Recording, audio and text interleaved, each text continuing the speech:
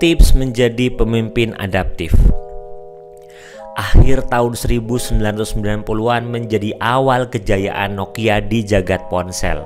Banyak terobosan mereka yang rilis yang menarik hati publik. Misalnya Nokia 9000 komunikator pada tahun 1996, kemudian ada ponsel pisang Nokia 8110 yang menuai popularitas besar. Tahun 1998 seri Nokia 6100 terjual hampir 41 juta unit, membuat Nokia meroket menjadi pemimpin pasar ponsel menyalip Motorola. Tahun itu pula Nokia memperkenalkan Nokia 8810, ponsel pertama tanpa antena eksternal. Tahun berikutnya ada Nokia 3210 yang populer dan terjual 160 juta unit. Kemudian ponsel legendaris Nokia 3310. Pada puncak kejayaannya, Nokia menyumbang 40% dari seluruh ponsel yang beredar di seluruh dunia. Di Indonesia, merek dulu ini sangat dominan. Nokia menjadi merek asal Finlandia paling masyhur dan membuat ekonomi negara itu makmur. Namun di tahun 2000-an, situasi berbalik hingga akhirnya Nokia dijual ke Microsoft. Kami tak melakukan kesalahan apa-apa, tapi tiba-tiba kami kalah. Itu kata-kata terakhir dari CEO Nokia, Stephen Elop, setelah mengumumkan perusahaan raksasa ponsel itu dibeli oleh Microsoft dengan harga 7,2 miliar dolar Amerika Serikat atau sekitar 79 triliun. Di bidang berbeda, pada tahun 2003, persaingan di pasar elektronik konsumen Amerika Serikat sangat ketat dengan Walmart, Target, Costco untuk mengambil pangsa pasar dari para pemimpin besar dan abadi seperti Best Buy dan Circuit City. Wakil Presiden Best Buy, Julie Gilbert, menyadari bahwa organisasinya telah melewatkan kesempatan penting untuk meningkatkan penjualan.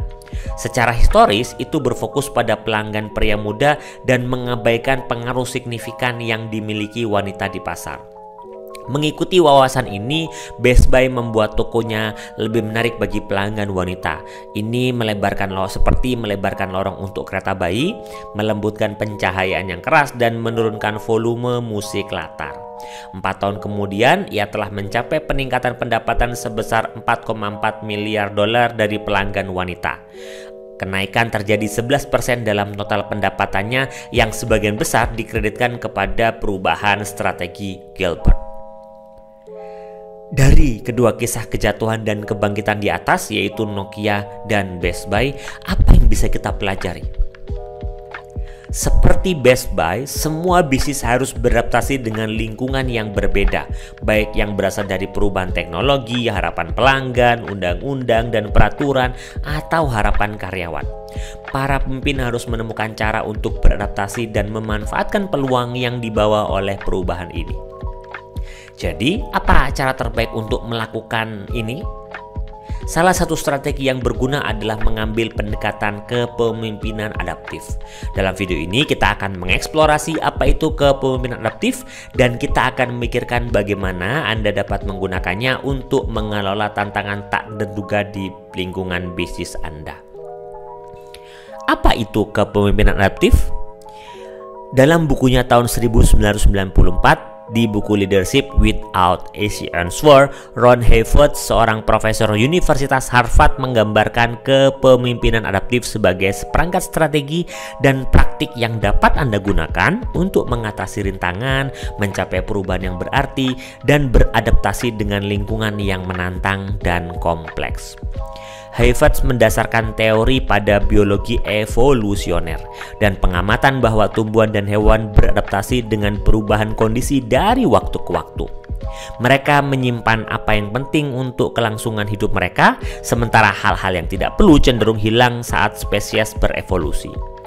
Demikian pula pemimpin adaptif mengambil pengetahuan, keterampilan, dan nilai yang paling berguna dari situasi masa lalu dan menggunakannya untuk memberi manfaat bagi situasi di masa depan. Menurut Hayford, proses kepemimpinan adaptif memiliki 3 tahap. Yang pertama adalah kita mengamati peristiwa dan pola, yang kedua menafsirkan dan mengembangkan hipotesis, yang ketiga merancang intervensi. Lantas bagaimana menjadi pemimpin yang adaptif? Institut Strategi Boston Consulting Group menguraikan 3 dimensi yang harus Anda kuasai untuk menjadi pemimpin yang adaptif. Yang pertama adalah menavigasi lingkungan bisnis. Pemimpin adaptif harus merangkul ketidakpastian dan mengadopsi pendekatan baru untuk berkinerja baik di lingkungan yang berubah. Untuk berhasil dalam dimensi ini, kita harus mencari masukan dari anggota tim di semua tingkat organisasi. Orang-orang dalam peran junior lebih cenderung bersikap kritis terhadap proses dan mengajukan pertanyaan yang menantang daripada mereka yang lebih jauh ada di hierarki teratas. Berbagi peran kepemimpinan. Tidak ada satupun yang menjadi pemimpin terbaik dalam segala situasi. Oleh karena itu, Anda harus mengalokasikan tanggung jawab kepemimpinan kepada mereka yang paling cocok untuk membuat keputusan tertentu guna mencapai hasil terbaik bagi organisasi Anda. Dan terus pertanyakan dunia di sekitar Anda. Terus jelajahi risiko dan uji asumsi Anda dengan membuat skenario hipotesis bagaimana jika. Yang ketiga untuk menjadi pemimpin yang adaptif adalah memimpin dengan empati. Pemimpin adaptif menciptakan rasa tujuan bersama dan mengelola melalui pengaruh daripada perintah dan kontrol.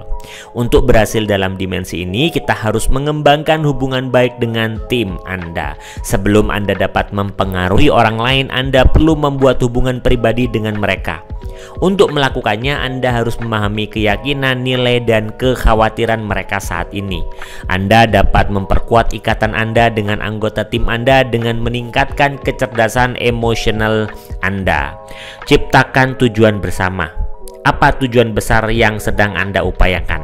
Anda dapat memotivasi tim Anda dengan menyajikan visi yang jelas tentang organisasi Anda dan misinya. Ini harus selaras dengan nilai-nilai anggota tim Anda untuk memberi makna yang lebih besar pada pekerjaan mereka. Selanjutnya adalah penghargaan prestasi. Mengakui prestasi anggota tim imbalannya tidak harus berupa uang. Misalnya Anda mungkin memberi orang proyek yang menarik atau tanggung jawab tambahan tergantung pada apa yang memotivasi mereka. Dengan memberi penghargaan kepada mereka, Anda membangun loyalitas dan komitmen mereka terhadap organisasi dan tujuan Anda. Yang ketiga adalah terus belajar dan melakukan koreksi diri.